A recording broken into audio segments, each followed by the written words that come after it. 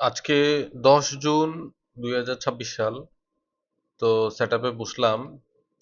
কিছুক্ষণ আগে সেট আপে বসেছি, বসে আমি অ্যানালাইসিস করলাম। পরে মনে হলো যে প্রতিদিন শুরুতেই সেট আপে বসেই অ্যানালাইসিস করব।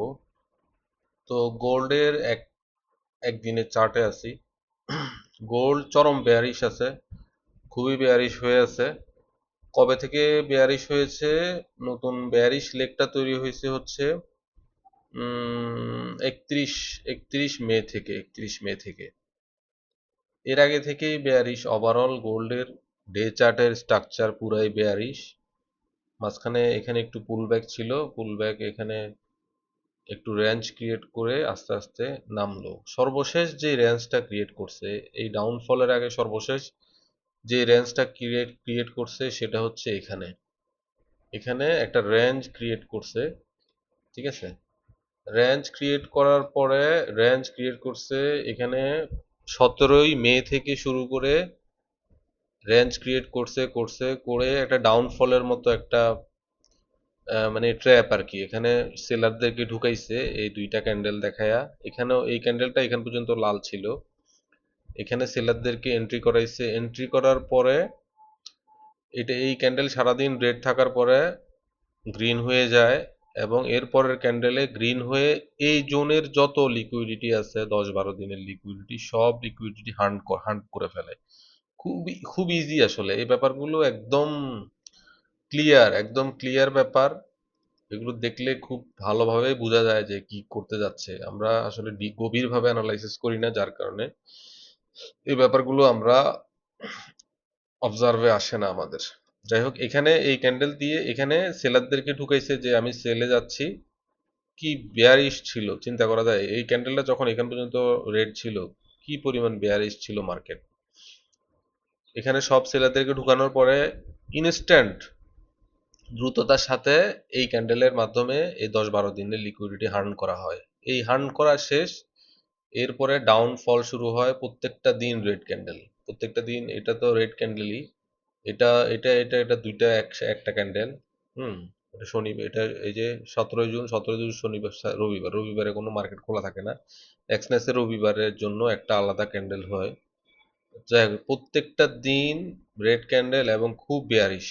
আর এই ধরনের ক্যান্ডেল, ইনভার্টেড হ্যামার ক্যান্ডেল যখন হয়, এখানে একটা হয়েছে, এখানে একটা হয়েছে, এই ক্যান্ডেলগুলোর পরে আমি সবসময় দেখি যে চরম বেয়ারিশ ক্যান্ডেল হয়। এটা আবারও দেখলাম, এখানে হলো, এখানে হলো। তো এই হলো ডে ক্যান্ডেলের আমাদের অবজারভেশন। হ্যাঁ, এটা খুব সুন্দর, এটা চমৎকার, এটা নর্মাল একটা pattern, liquidity hunt pattern, trap pattern করছে করে গোল্ড অনেক বেয়ারিশ। অনেক বেয়ারিশ বলতে প্রায় এখানে, এখানে প্রায় 4600 থেকে শুরু করে এখানে প্রায় আপনার 400 ডলারের একটা বেয়ারিশ মুভ আসছে। যাই হোক, এর 4 আওয়ার ক্যান্ডেল দেখি। 4 আওয়ার ক্যান্ডেলও খুব বেয়ারিশ। 4 আওয়ারের ক্যান্ডেলও চমৎকার। এই যে এখানে লিকুইডিটি ক্রিয়েট করছে, লিকুইডিটি ক্রিয়েট করে এখানে লিকুইডিটি হান্ট করলো এই ক্যান্ডেল দিয়ে, এরপরে বেয়ারিশ। মানে মার্কেট চলেই হলো লিকুইডিটিতে, এটাই বোঝা যাচ্ছে। দেখেন, মার্কেট চলেই হচ্ছে লিকুইডিটিতে। এই ক্যান্ডেল দিয়ে এই জোনের সব লিকুইডিটি হান্ট করলো, হান্ট করার পরে বেয়ারিশ। যাই হোক, এরপরে 1 ঘন্টার ক্যান্ডেলও সেম কাহিনী। 1 ঘন্টার ক্যান্ডেলও আমরা সেম কাহিনী দেখতেছি রিসেন্ট। খুবই বেয়ারিশ, খুবই একদম শার্প স্ট্রেট পড়তেছে। শুক্রবার রাত থেকে রাতে এখানে সেল আসছে, সেল আসার পরে এখানে একদিন 2 দিন ছিল, রেঞ্জ ক্রিয়েট করে আবার বেয়ারিশ। এটা হলো 1 ঘন্টার চার্ট। 1 ঘন্টার চার্টেও সেম। এরপরে হচ্ছে 30 মিনিট। 30 মিনিটও সেম, সেম ন্যারেটিভ তো সেমই থাকবে। এরপরে হলো 15 মিনিটে। 15 মিনিটে এই অবস্থা। কালকে কোনো ট্রেড করি নাই, কালকে কোনো ট্রেড আমি পাই নাই, কারণ সারাদিন রেঞ্জে ছিল। বেশি ইয়াতে 8টার দিকে যায় মুভ আসছে, তো 8টার সময় তো আমি সাধারণত ট্রেড করি না। যাক, এখন দেখি। গতকালকে থেকে, গতকালকে তো আমি অনেকগুলো ব্যাক টেস্ট করছি, অনেকগুলো ব্যাক টেস্ট ডাটা আমি এন্ট্রি করছি। এখন আমি যে অ্যাবসেন্স ছিলাম মার্কেটে, ওই অ্যাবসেন্স অবস্থায় কোনো সেট আপ হয়েছে কিনা এটা আমি একটু দেখব। এইখানে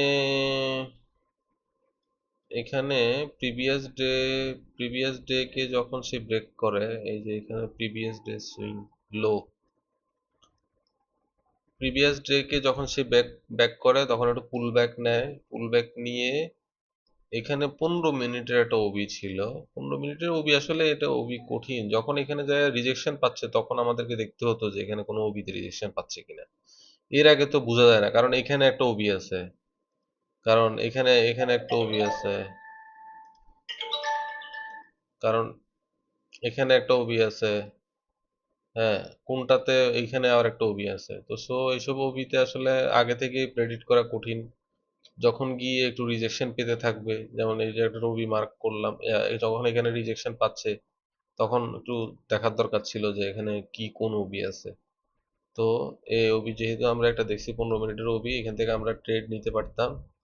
ট্রেড নিলে হচ্ছে, ট্রেড নিলে এসএল যদি এখানে থাকে তাহলে এখন পর্যন্ত এই ট্রেড চলে, যদিও এটা বাস্তবসম্মত না, এখন পর্যন্ত চলে। এটা 6 এর উপরে মুভ দিয়ে দিছে, যাই হোক 6 এর উপরে মুভ দিয়ে দিছে। এটা হলো 15 মিনিটে, আর কোনো আমার অ্যাবসেন্সে আর কোনো ওবি থেকে ফল আসেনি বা ওবি থেকে ট্রেড হয়নি। এরপরে আমি রিসেন্ট যে মুভ, এই মুভে আমি একটা ওবি মার্ক করলাম, এখানে একটা ওবি মার্ক করছি, এইটা একটা ওবি মার্ক করলাম। যদি এখানে ট্রেড আসে, এখানে যদি গোল্ড আসে তাহলে আমি হয়তো এখান থেকে একটা ট্রেড নিব। এখানে এমএমএস হইছে বেয়ারিশ, সব মূলত বেয়ারিশ। এখন গোল্ড যদি এখানে আস্তে আস্তে উপরে ওঠে, উপরে উঠে অনেকগুলো লিকুইডিটিও হান্ট হবে, এখানে লিকুইডিটি আছে, এখানে লিকুইডিটি আছে, এই লিকুইডিটি গুলো হান্ট করে যদি সে এখানে ট্যাপ করে যদি ফল আসে তাহলে তো গুড। এখান থেকে আমরা একটা ট্রেড প্ল্যান করতেছি। এই হলো আজকের দিনের গোল্ডের অ্যানালাইসিস। আজকের দিনের গোল্ডের অ্যানালাইসিসটা হলো এরকম। আর ডিএক্সওয়াইও কিন্তু বুলিশ, চরম বুলিশ। ডিএক্সওয়াই যখন এখানে যায় তখন আমি ফিবোনাচি এঁকে রাখি যে ফিবোনাচিতে পুলব্যাক নিতে আসবে গোল্ডেন জোনে। ঠিকই সে গোল্ডেন জোনে পুলব্যাক নিতে আসে, আসার পরে এখন আবার বাউন্স ব্যাক করতেছে, দেখা যাক কি হয়। ডিএক্সওয়াই চরম বুলিশ, যার কারণে গোল্ড বেয়ারিশ। ডিএক্সওয়াই চরম বুলিশের কারণে গোল্ড বেয়ারিশ। এখন দেখি আমাদের আপাতত এখন ট্রেড প্ল্যান এখান থেকে, এখানে যদি গোল্ড আসে তাহলে আমরা একটা সেল প্ল্যান করব। হুম, কারণ গোল্ড আমার মনে হচ্ছে যে আরো নিচে নামার সুযোগ আছে, আরো নিচে নামতে পারে। অন্তত এই পর্যন্ত তো এর নিচে সব লিকুইডিটি বোঝা যাচ্ছে, এর নিচে সব লিকুইডিটি এ পর্যন্ত নিচে নামতে পারে। হুম, যেহেতু ওভারঅল মার্কেট চরম বেয়ারিশ, তো আমরা এখন সেল প্ল্যানই করব। তো ঠিক আছে, আজকের প্রাথমিক অ্যানালাইসিস এই পর্যন্তই। এই হলো বর্তমান মার্কেটের অবস্থা, দেখা যাক আজকে কয়টা ট্রেড পাই।